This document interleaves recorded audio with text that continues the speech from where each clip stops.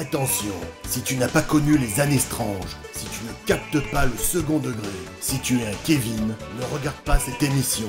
Merci de ta compréhension.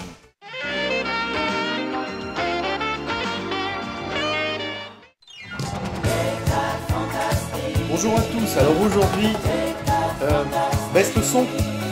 Oh, baisse le son, je te dis. Oh, on arrête tes conneries là, baisse le son. Mais quoi? Bah laisse tomber la musique d'intro, hein. Ce que veulent les gens qui regardent l'émission, c'est qu'on entende le texte, le comédien, hein, quelqu'un qui travaille. Ah d'accord. Bon, bah on laisse tomber l'intro, alors envoyez le bousin. Hein.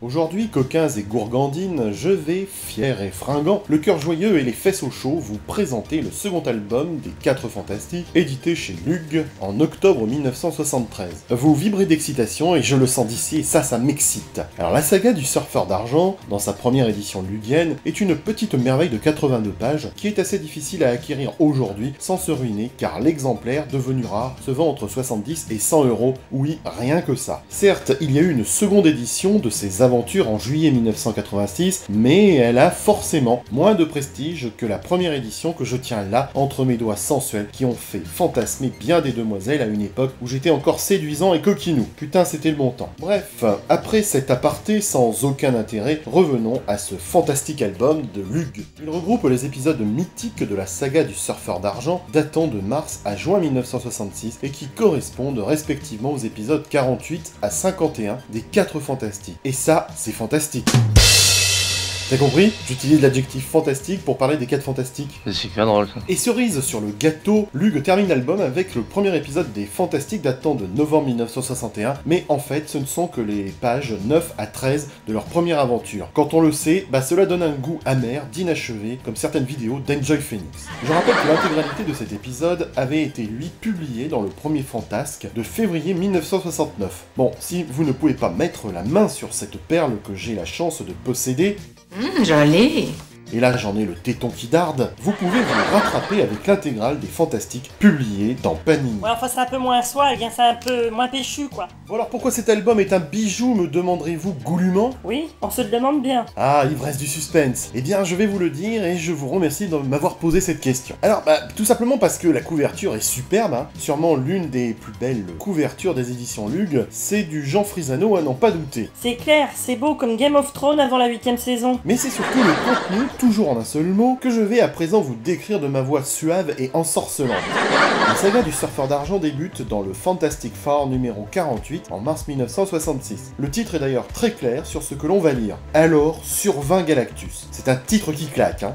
Et oui, mesdames, messieurs, petits et grands, fidèles amis, catéchumènes, cette histoire marque les débuts du grand cornu cosmique, Mister Galactus. Et regardez-moi comme il est beau le grand cornu avec sa liquette branchée, détonnant cruellement au milieu d'une foule d'insectes, tel un diamant somptueux dans un carré de topinambour. Ah la comparaison est étrange. Et tu arrêtes d'intervenir comme ça, gros, parce que ça va vite me les râper, hein. Oh ça va, c'est bon, hein. En 1966, Stan Lee pense que les super-héros vont se démoder, et cela malgré le fait qu'à cette époque les ventes ne cessent de progresser. Il décide donc de créer le super-vilain ultime que même Odin ou Zeus feraient dans leur froc devant le gros cornu bouffeur de planètes, dont l'impétueux désir jamais assouvi est d'apaiser sa faim d'énergie. Et oui, car Galactus est si puissant qu'il a besoin de l'énergie des planètes vivantes pour survivre. L'originalité de Galactus, c'est que ce n'est pas un énième vilain voulant conquérir le monde. Il vient sur Terre parce qu'il a faim, et ça, c'est malin dans son concept. Lee et Kirby sont en train de mettre au monde la première véritable saga cosmique de Marvel. Alors, chose habile et péchue de la part de ces deux génies, c'est que Galactus apparaît pour la première fois à la dernière page du Fantastic Four numéro 48. Et il ne rigole pas le gros bouffeur de planètes en annonçant tout de suite la couleur. Cette planète me fournira l'énergie jusqu'à ce qu'elle ait été vidée de tous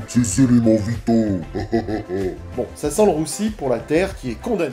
Le final est si efficace qu'il change à tout jamais la manière de raconter des histoires. Stan Lee avait déjà fait une première expérience en février 1966 dans le X-Men numéro 17 où, à la dernière page, il fait apparaître une menace qu'on n'a pas vue de toute la BD et qui pourtant agit durant tout l'épisode, à savoir ce gros déjanté de Magneto. Pour ceux qui veulent savoir de quoi je parle, je vous conseille la relecture du Speedy numéro 33 à la page 22. T'as l'air de savoir de quoi tu parles. Bref, Stan Lee avait déjà tenté le cliffhanger avec les X-Men et il remet ça dans le Fantastic Four numéro 48. Et bien que la trilogie Galactus s'étale sur 3 numéros, elle commence en fait en bas de la page 7 du numéro 48.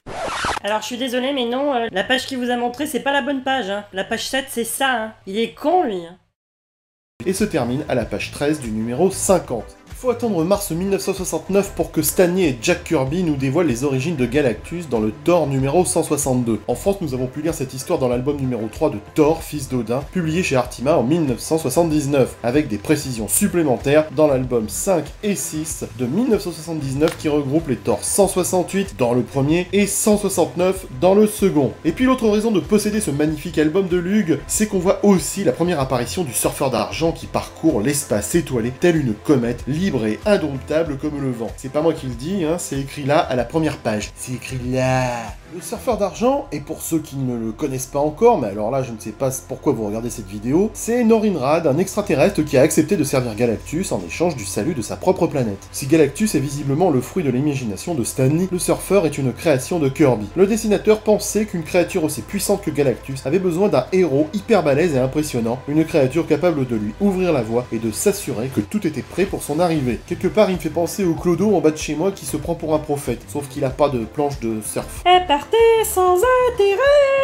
Stan Lee va donner un phrasé hyper stylé et swag au surfeur, mais une personnalité très classique. Et ça c'est cool, car quand il débarque sur Terre, ce pauvre surfeur est touché par les propos argumentés et convaincants d'Alicia Masters. Il découvre la beauté et la pitié qui le poussent à se retourner contre son maître. Surprise, motherfucker! Ça n'a pas été simple, mais Galactus finit par l'écouter. Enfin, il l'écoute car il n'a pas le choix, puisqu'il s'est fait avoir par Johnny, qui a été récupéré dans l'espace avec l'aide du Gardien, l'exterminateur suprême, une puissance capable de tout détruire en un seul instant. Le père Richards, dont l'haleine est toujours fraîche et les urines claires, lui agite le bidule destructeur sous le nez pour dissuader le cornu de faire des bêtises. Et si l'univers s'écroule en un seul instant, Galactus comprend qu'il ne pourra pas survivre.